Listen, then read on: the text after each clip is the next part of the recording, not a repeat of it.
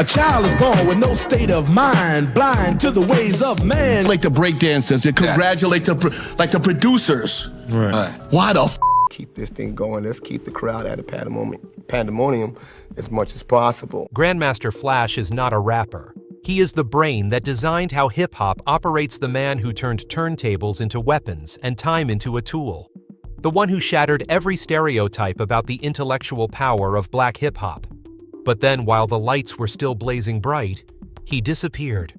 No flashy spotlights, no gimmicks. And when he returned, Grandmaster Flash was no longer the one being worshipped. He carried dark secrets that made all of Hollywood shudder. A sophisticated pre-programmed trap nearly buried his entire career alive. $1 million deception from Sugar Hill Records.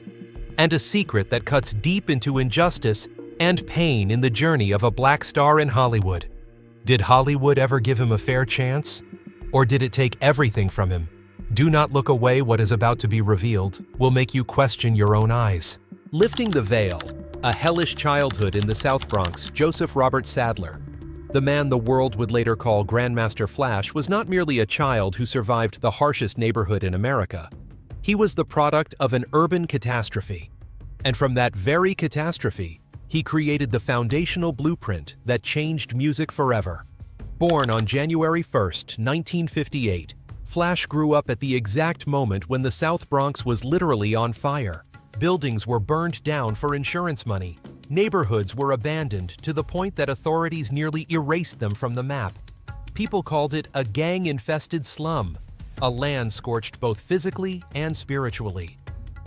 Homes stood empty. Streets were filled with trash. Crime was everywhere. New York City slashed budgets with brutal efficiency.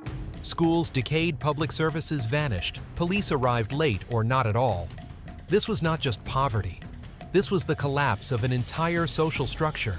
And right in the middle of that chaos, hip-hop was born. From a young age, Joseph was magnetically drawn to his father's record collection. His father was an avid fan of Caribbean music, African-American music, and even classical compositions. But that love came with absolute control. Vinyl records were not toys. They were forbidden territory. Joseph was allowed to look, not touch. Every time his father left the house, the boy secretly played the records, listening to every passage, every drum break, every silence. And when he was caught, he was physically punished. Music for Joseph was not joy. It was something guarded, something that demanded pain as the price of access. His mother recognized her son's obsession with machines and electronics. Wanting him to educate himself in technical fields, she sent him to Samuel Gompers Vocational High School, a public school specializing in technical training. There, Joseph learned how to repair electronic equipment. Interestingly, the nickname Grandmaster Flash was born here. He earned it because he was often seen hanging around with a friend named Gordon, like Flash Gordon from the famous film. The South Bronx in the 1970s had nothing. No money for elite music schools, no proper stages, no reliable power outlets. DJs had to tap electricity from streetlight poles to power park jams. Everything was temporary.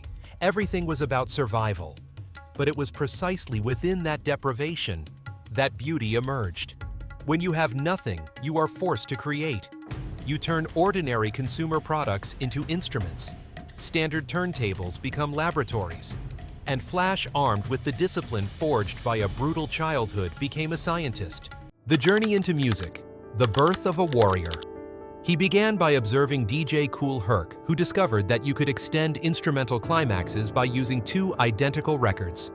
But Flash took that idea to an entirely new level and refined it into what became known as the quick mix theory. Flash did not just bring DJ skills, he brought the mindset of an electrician. Using the electronic knowledge he had acquired, Flash built and modified equipment to suit his needs. He optimized turntables, intervened directly in their mechanical structure, especially the Technics SL1200 models that would later become a global standard. As Flash's techniques spread across the Bronx, his name became a seal of trust. If Flash was at the party, everything would be fine. If Flash was on the record, everything would work. Any rapper at the time wanted to share a stage with him. Flash's presence felt like a guarantee that everything was under control. In 1977, The first major turning point arrived when Flash officially formed Grandmaster Flash and the Furious Five, after being introduced by Ray Chandler and teased with the potential of uniting DJs and rappers into a single entity. However, the defining breakthrough came in 1982, when the message was released under Sugar Hill Records. From that moment on, Grandmaster Flash and the Furious Five were no longer known merely as beat makers, but as a permanent part of American cultural history.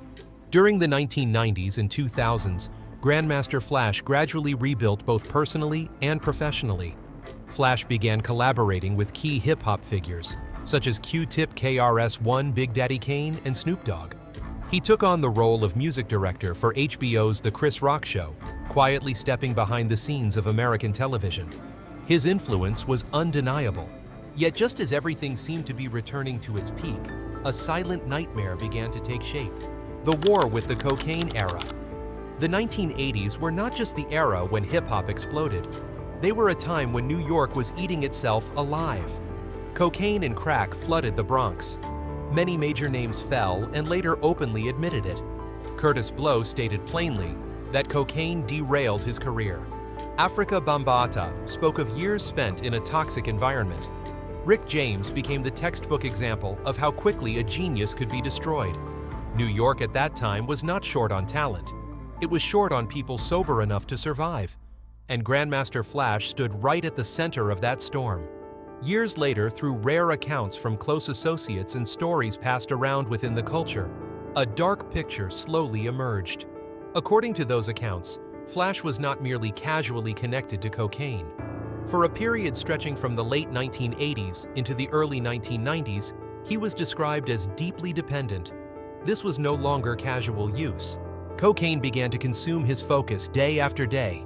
His career was the first casualty. Flash lost the ability to concentrate on music, on work, on the very things that once defined him. Royalty payments went untracked, uncollected. Millions of dollars were said to have slipped away in silence, not because of fraud, but because no one was controlling his life anymore. His personal life collapsed even faster than his career. According to accounts, Flash lost his home after failing to repay loans. Cocaine habits drained every financial resource. The man once known as the master of the turntable, the one who controlled time on stage, could no longer control his own tomorrow. At one point, he was forced to sleep on a couch in his sister's home. No lights, no turntables, no crowd. Just a man who once stood at the peak of culture, now living under the protection of family. More seriously, Flash became estranged from some of his children. He has 6 children, but during that period, cocaine made it impossible for him to be the father they needed. Not because he did not love them, but because addiction turns a person into a stranger to their own responsibilities. Within the old-school DJ community, whispers began to circulate. There were whispers. Some people quietly said that Flash was no longer the Flash of the early years. Some insiders later claimed he was heavily affected by a cocaine-heavy environment, one that made it nearly impossible to stand completely outside of it, even if you did not want to admit it. No one spoke openly. And the media at the time did not dig deeper, simply because Flash no longer provided what they needed. He caused no public scandals. There was no sensational story to exploit. In other words, cocaine stripped him of the throne he had built with blood and tears. Sugar Hill Records, a historic conflict. If one had to choose the longest, lasting, most bitter, and most scarred battle in hip-hop history, it would not be a beef between rapper and rapper. It would be the war between those who created the culture and those who held the paperwork. And Grandmaster Flash was one of the first to step into that war. Not with guns, but with lawyers. From the outside, Grandmaster Flash and the Furious Five appeared as a unified force. The DJ in the back, the MCs in front, perfect rhythm. But inside the industry system, that structure was never truly recognized. Recording studios only acknowledged the person holding the mic. DJs did not rap, no lyrics, no verses, and therefore, no money. This paradox is exactly what led Grandmaster Flash into a trap. He was the founder, the technical brain, the creator of the quick mix theory, the foundation of the entire sound the group used. Yet when he stepped into the studio, Flash almost completely disappeared from the financial records. No recording credits, no proportional royalties. While The Message and White Lines became songs that defined an entire generation, Flash received only what was left after the system had finished dividing everything. At first, Flash did not understand what was happening. He came from block parties where the rules were simple. Whoever did the work earned the respect. But the industry did not operate that way. Here, whoever's name was on the paper existed, and Flash's name was not where it mattered most, the contract. The truth only came into focus when Flash began hearing warnings from outside voices. Rick James told him directly that he was being exploited. When Flash asked questions, label executives did not respond. When he demanded his rights, they pushed back.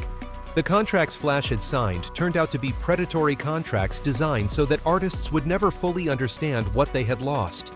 In 1983, Flash brought the battle into the open. He sued Sugar Hill Records, demanding $5 million in unpaid royalties. This was not just a lawsuit, it was an explosion in hip-hop history.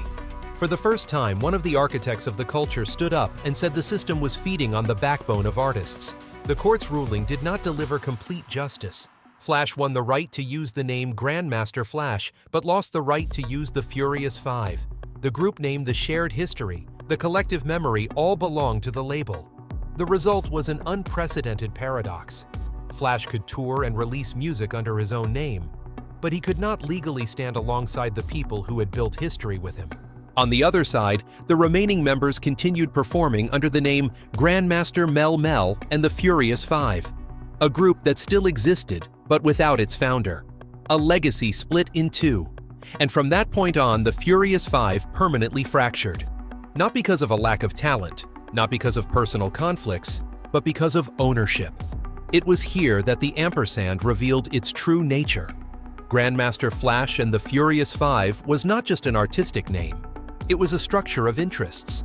On posters, Flash stood in front. In contracts, Flash was the representative. In the public eye, Flash was the face. And when the system collapsed, all eyes turned to him. From that moment, unverified rumors began circulating throughout the industry. That Flash ate alone thanks to branding. That he used his position to control money and shows. There was no verdict condemning Flash, no legal documents proving any of it. But in this industry, suspicion does not require evidence to exist. It only needs a gap, and the story will write itself. The most bitter truth is that Flash won legally, but lost collectively. History records his name. Awards recognize him. The Rock and Roll Hall of Fame enshrines him. But the Furious Five, the collective that shaped part of hip-hop's soul, would never be whole again. The courtroom did not take Flash's career away, but it left a scar that would never heal. This war did not end in 1983. It stretched across nearly 40 years, becoming a precedent for countless later disputes in hip-hop. Ownership of group names, control of branding, who stands in front, who gets erased from history.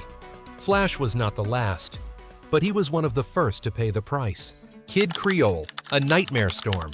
There are scandals you do not create. You commit no crime. You say nothing wrong. You are not caught in a personal controversy. Yet simply by standing next to the wrong person, history can still write your name into darkness. For Grandmaster Flash, this was one of the most bitter tragedies. Because what damaged his image in later years did not come from his own actions, but from those who once shared the stage with him, shared the spotlight, and helped create the name the world came to know. The first tragedy, and the heaviest blow, was named Kid Creole. In 2017, Kid Creole, a former member of the Furious Five, was arrested in New York and later convicted of murder. The case shocked the public not only because of its severity, but because of the name attached to it. Nearly every news report opened with the familiar phrase "former member of Grandmaster Flash and the Furious Five." To the general public, this was no longer the story of one individual. It was told as an extension of a legend. Grandmaster Flash was not involved. He was not present, not complicit, not connected. But the media does not need such clean distinctions. In headline logic, the biggest name always comes first. And so, in a single moment, the legacy of a man who was nowhere near the scene was pulled into a zone of moral distortion. No one accused Flash, but the shadow of the case fell across the entire history of the Furious Five, and Flash could not escape it. Before it had time to settle, another scandal surfaced. Mel Mel, the iconic voice of the Furious Five, was arrested on domestic violence charges. Once again, the press repeated the same familiar formula. Member of Grandmaster Flash and the Furious Five arrested. No extra detail required, no analysis needed. The group name alone was enough to capture attention.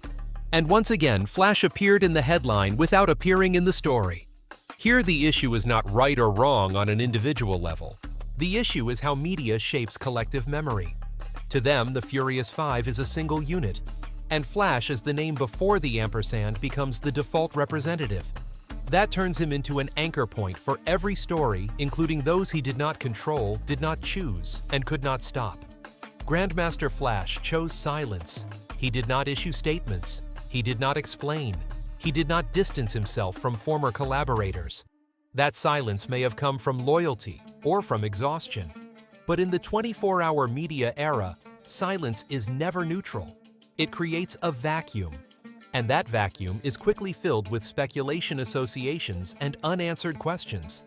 Gradually, something dangerous happened.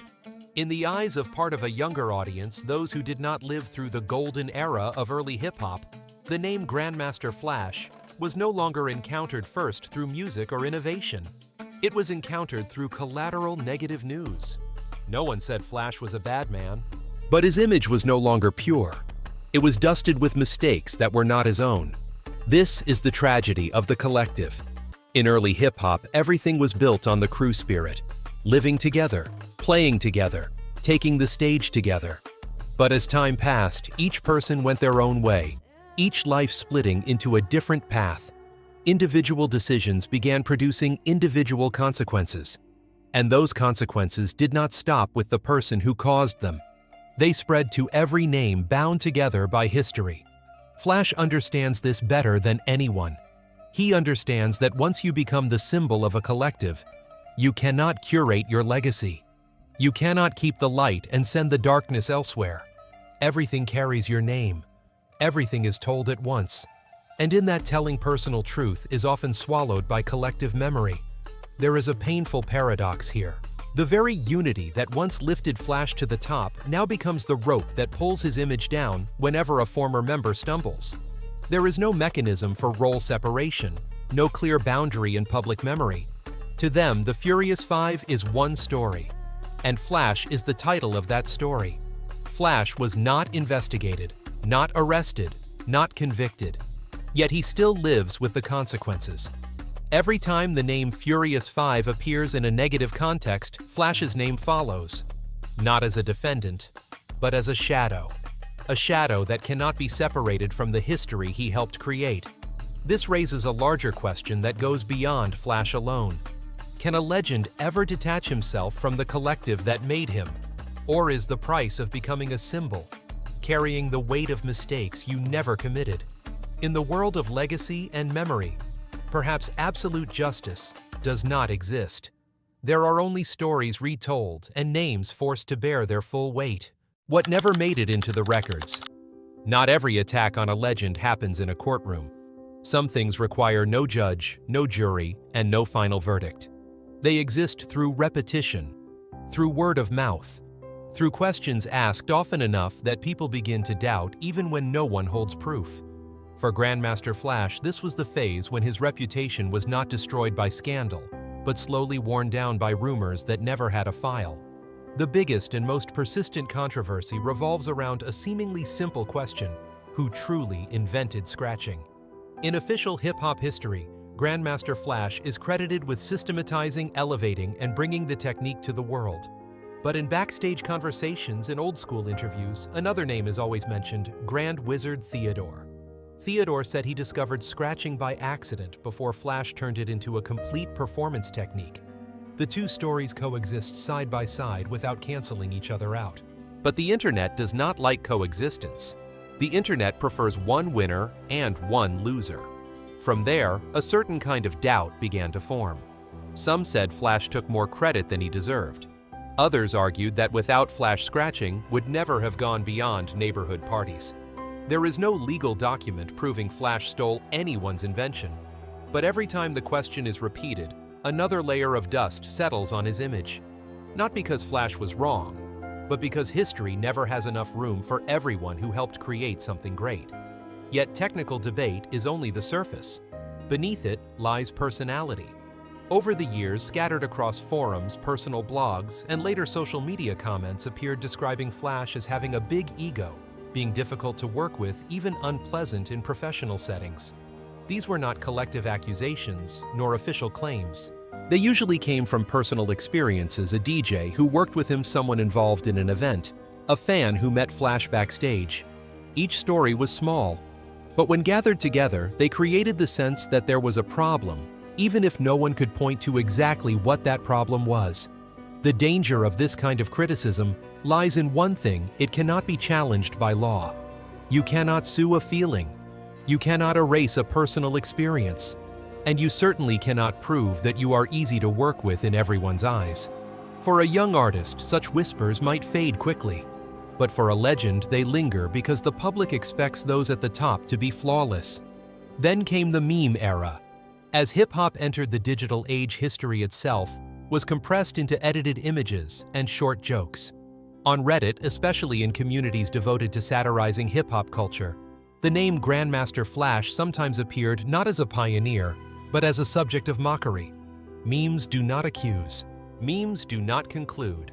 But memes have the power to turn an icon into a joke in just a few lines of text and a manipulated image. Here, the erosion is subtle. No one says Flash is a fraud. No one declares that he does not deserve his place in history. But each time a meme is shared, each time a joke is repeated, the distance between legend and a figure people talk about casually shrinks a little more. And in the internet world, where respect rarely lasts longer than a news cycle, that distance can disappear very quickly. What must be emphasized is this: there is no legal record against Grandmaster Flash, no lawsuit accusing him of invention fraud, no document proving he took credit from others, no punishment tied to ethical or professional misconduct. Yet his image still takes damage, because in public opinion, truth is not always the deciding factor. Repetition is. A rumor mentioned once is just a rumor. A rumor mentioned 10 times becomes a question. A question mentioned hundreds of times begins to feel like something everyone knows. And once that happens, correction becomes almost meaningless. No one remembers who started the story. They only remember the vague feeling that they heard it somewhere. For Grandmaster Flash, this period was not a loud collapse. It was a quiet erosion. Every scratching debate, every personality critique, every sarcastic meme took away a small piece of his aura. Not enough to remove him from history, but enough to make history feel colder toward him. The legend still stands, but no longer under absolute protection. And perhaps this is the hardest test for any pioneer. Not facing a clear enemy, but facing questions that never receive a final answer. No verdict to close the case, no ruling to end the argument. Only the internet continuing to dig, continuing to repeat, continuing to doubt. When no one convicts you, but everyone questions you, are you still a legend? Or do you become a historical figure forever living with a question mark hanging behind your name? From living legend to museum artifact, there is a strange moment in the life of a legend. It is when they are still breathing, still walking among real life, yet their story has already been sealed. No more debate, no more development, only plaques, fixed inscriptions, frozen narratives. Grandmaster Flash entered that moment not through a fall, but through the highest form of honor. When Grandmaster Flash and the Furious Five were inducted into the Rock and Roll Hall of Fame, official history nodded in approval. Hip-hop, once dismissed as a street trend, now stood alongside Elvis, the Beatles, and classic rock monuments. Flash became a symbol recognized by the very system hip-hop once resisted. For many, that was the final victory. But for Flash, it was also the moment when the story began to stop. Then came the Grammy Lifetime Achievement Award. An award not for the present, but for a completed past. It does not ask what you are doing now. It asks who you once were. When the name Grandmaster Flash was announced, the music industry confirmed that he was enough. Enough contribution, enough legacy, enough to be placed on the honor shelf.